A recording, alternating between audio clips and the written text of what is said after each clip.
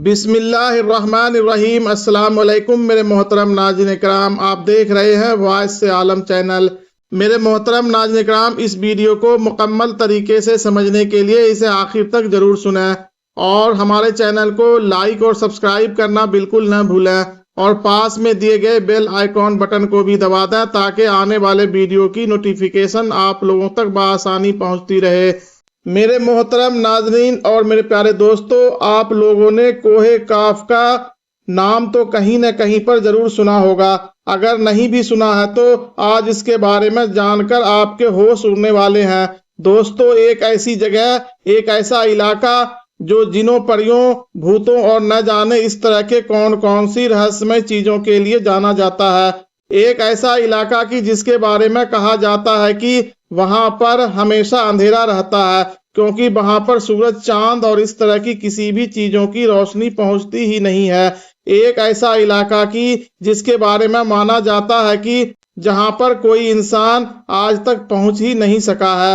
एक ऐसा डरावना पहाड़ी इलाका की जिसके बारे में कोई तो यह कह सकता है कि वह जिनों और परियों का घर है, उनकी दुनिया है। तो कोई कहता है कि हमारी इस दुनिया से दूसरी दुनिया में जाने का एक खतरनाक रास्ता है। तो सवाल यह है कि आखिर यह कोहे काफ है क्या, इसकी हकीकत क्या है, इस्लाम में इसके बारे में क्या फरमाया गया है, किताबों में इसके बारे में क्या लिखा है और आज ये हमारी दुनिया के किस हिस्से में मौजूद है। तो चलिए कोहे काफ से जुड़े सारे ही सवालों के जवाब जानने की कोशिश करते हैं। दोस्तों, आप लोगों का ताल्लुक अब इंडिया, पाकिस्तान और बांग्लादेश जैसे इलाकों से है, तो आप लोगों ने कोहे काफ से जुड़ी हुई इस तरह की कहानियां और फिल्में जरूर देखी और सुनी होगी। इन फिल्मों में और इन कहानियों में यह बताया जाता है कि किस तरह से एक बड़े बादशाह की खूबसूरत बेटी को या किसी परी को कोई जिन, कोई देव कैद करके ले जाता था और कोहे काफ के खतरनाक पहाड़ों में मौजूद किसी महल के अंदर कैद कर देता था और बाद में कोई गरीब लड़का या फिर नेक शहजादा एक बड़ा ही मुश्किल सफर तय करने के बाद और खतरनाक चीजों का सामना करने के बाद उस परी को या उस शहजादी को वहां से आजाद करा लाता था। तो सबसे पहले सवाल तो यह है कि हिंदी और उर्दू बोलने वाले इलाकों में कोहे काफ या जिनों, परियों से जुड़ी हुई यह कहानियां आई कहां से। इसका सीधा सा जवाब है पर्शिया, यानी कि आज का ईरान और अरब के इलाकों से अरबी और फारसी लोगों की किताबें पिछले सैकड़ों साल से या फिर यह कह सकते हैं कि हजारों सालों से कोहे काफ और इससे जुड़ी हुई बहुत सारी हैरान कर देने वाली चीजों से भरी पड़ी है। जहां एक तरफ अरबों का यह मानना रहा है कि कोहे काफ आज दुनिया का एक ऐसा इलाका है कि जो सबसे दूर मौजूद है और जहां पर आम तौर पर इंसान नहीं पहुंच सकता है, तो वहीं दूसरी तरफ फारसी लोगों की किताबों में कोहे काफ एक ऐसी पहाड़ी सिलसिले को कहा गया है कि जो कफ़ाज के शुमाल के इलाके में मौजूद है और जिसको अभी तक दुनिया की कोई भी सल्तनत फतह नहीं कर सकी है। कुल मिलाकर पुरानी किताबों में इस पहाड़ को बेशुमार राजों से भर रखा था। अरबी और फारसी मैथोलॉजी से अलग हटकर मुस्लिम रिवायतों में कोहे काफ को एक ऐसे पहाड़, एक ऐसे इलाके के तौर पर बताया गया है कि जो जिन्नातों और परियों का घर है और जहां पर अलग अलग दौर में जिन्नातों ने अपनी कई बड़ी बड़ी सल्तनत भी कायम की है। दोस्तों, 13वीं सदी में जकरिया अल कज़वानी नाम के एक राइटर गुजरे हैं जिन्होंने एक बहुत ही मशहूर किताब लिखी थी जिसका नाम है अजाइबुल मखलूकात व गराइबुल मौजूदात। इस किताब में उन्होंने कॉस्मोलॉजी के फील्ड में एक थ्योरी दी है, एक नजरिया पेश किया है जिसमें उन्होंने कहा है कि इस आसमान को खुदा ने अपने हुक्म से थाम रखा है ताकि वह जमीन पर ना गिर जाए, जबकि जमीन के ऊपर अलग अलग पहाड़ों का एक लंबा सिलसिला, एक लंबी चैन मौजूद है जिसमें कोहे काफ भी शामिल है, जो इस सिलसिले को खूंटी के तौर पर अपनी जगह पर थामे रखता है। सिर्फ जकरिया अल कज़वानी ही नहीं बल्कि मशहूर सूफी बुजुर्ग जलालुद्दीन रूमी की राइटिंग में भी कोहे काफ का जिक्र मिलता है। उन्होंने लिखा है कि दुनिया की सबसे ताकतवर बादशाहों में से एक यानी हजरत जुल्करनैन ने आबे हयात की तलाश में मशरिक का सफर किया था और वह आगे बढ़ते बढ़ते कोहे काफ तक जा पहुंचे थे, जहां पर फिर उन्होंने देखा कि क़यामत के वक्त सूर फूंकने वाला फरिश्ता यानी कि हजरत इसराफील सूर फूंकने का इंतजार कर रहे हैं। दोस्तों, कोहे काफ से रिलेटेड एक हदीस भी बयान की जाती है, जिसके मुताबिक इब्ने अब्बास रजी अल्लाह ताला अन्हु फरमाते हैं कि नबी अकरम सल्लल्लाहु ताला अलैहि वसल्लम एक बार हमारे पास आए और उस वक्त हम सब लोग मस्जिद नबवी में बैठे हुए थे।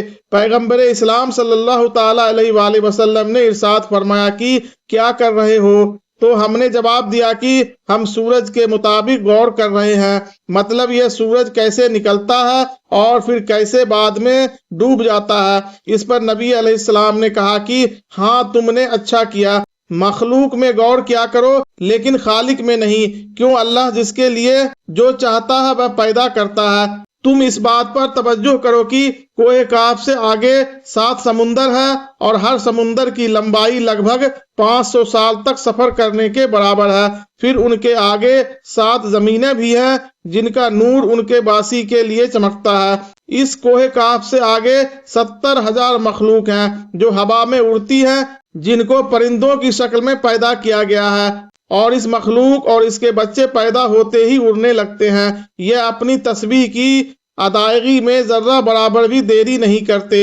इनका खाना हवा है, इनका पीना हवा है, इनका लिबास हवा है और इनके बर्तन भी हवा है। इनको इस बात का इल्म भी नहीं है कि खुदा ने हजरत आदम अलैहिस्सलाम को पैदा किया है।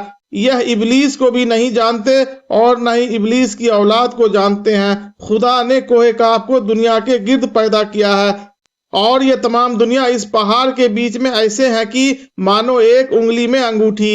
वहां तक कोई इंसान नहीं पहुंच सकता है, क्योंकि वहां तक पहुंचने के लिए 4 महीने लगातार अंधेरे से गुजरना पड़ेगा।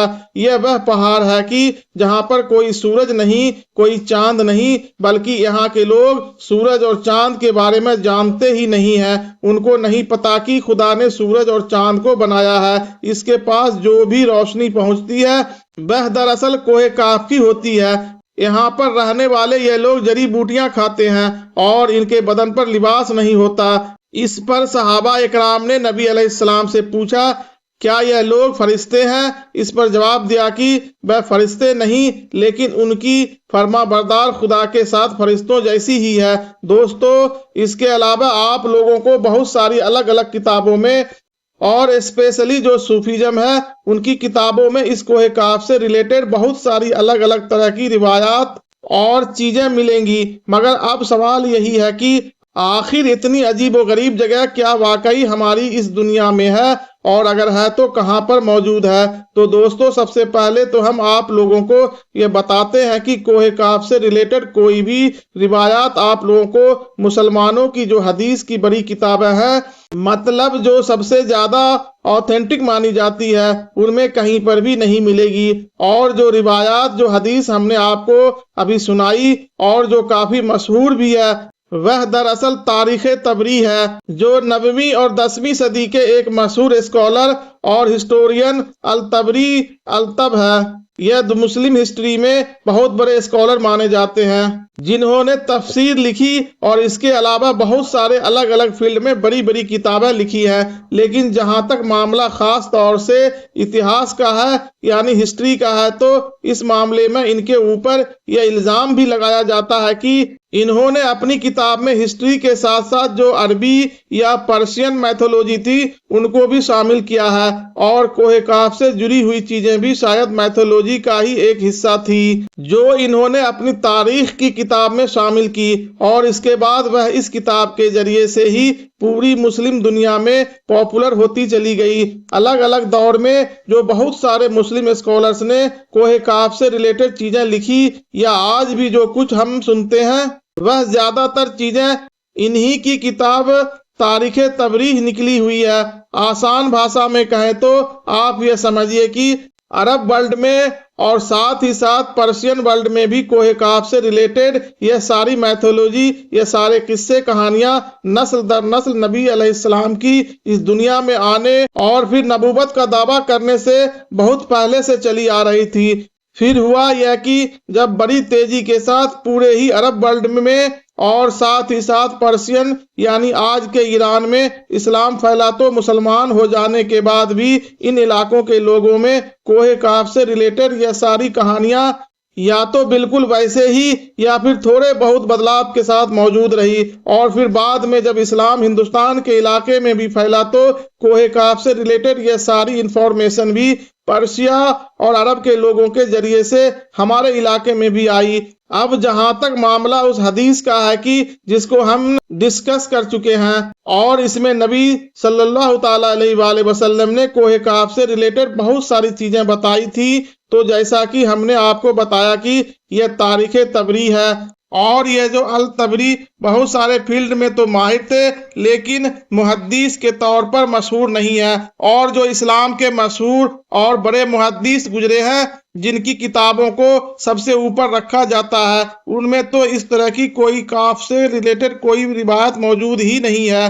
तो इसलिए हम इस हदीस पर ना तो 100% यकीन कर सकते हैं और ना ही इसको झुठला सकते हैं, क्योंकि इसको मानना और ना मानना डिपेंड किया जाएगा इसकी ऑथेंटिसिटी पर, मतलब इसकी सनद के ऊपर। अब जहां तक मामला लोकेशन का है कि आखिर यह रहस्यमय कोहे काफ आज कहाँ मौजूद है, तो ज्यादातर लोगों का यही मानना है कि जिस तरह की कहानियां, जिस तरह की चीजें पर्शियन और अरेबियन लिटरेचर में मिलती है या फिर जिस तरह की चीजें कुछ मुस्लिम स्कॉलर्स ने भी लिखी है इस पहाड़ी इलाके से रिलेटेड, तो उससे तो यही पता चलता है कि यह पहाड़ ही है जो आज के दौर में रशिया की निचली साइड में यानी कि जॉर्जिया, चेचनिया, दागिन और उजरबैजान जैसी इलाकों में मौजूद है। दोस्तों, ये पूरा इलाका कुदरती हुस्न से माला माल है। इस इलाके में बेशुमार तरह के जानवर और परिंदे पाए जाते हैं, बल्कि कुछ इस तरह के भी हैं जो दुनिया के बाकी इलाकों में नहीं देखे जाते हैं। इस इलाके में मौजूद खूबसूरत झीलें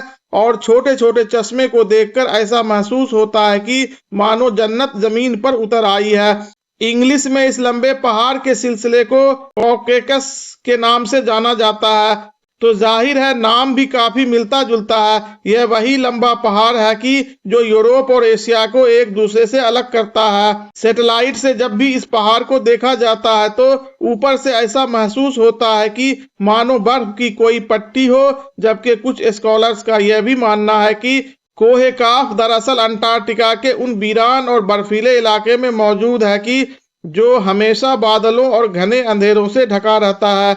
और अगर ये मान लिया जाए कि कोहे काफ वाली हदीस ऑथेंटिक है यानी उसकी सनद नहीं है, तो इस बात में कोई शक नहीं होगा कि ये जो सेकंड लोकेशन है यानी अंटार्कटिका वाली, यह कोहे काफ के ऊपर लगभग फिट बैठती है। फिलहाल दोस्तों, कोहे काफ के इस पूरे टॉपिक पर आप लोगों की क्या राय है कमेंट बॉक्स में जरूर बताइएगा। और ये वीडियो, ये जानकारी आपको पसंद आई है तो आप इसे लाइक और सब्सक्राइब करना बिल्कुल ही न भूलें। मेरे प्यारे दोस्तों, इस वीडियो को अपने दोस्तों और रिश्तेदारों में ज्यादा से ज्यादा शेयर करें ताकि उन लोगों तक हमारी अगली आने वाले वीडियो की नोटिफिकेशन बआसानी पहुंचती रहे। अस्सलाम वालेकुम, अल्लाह हाफिज।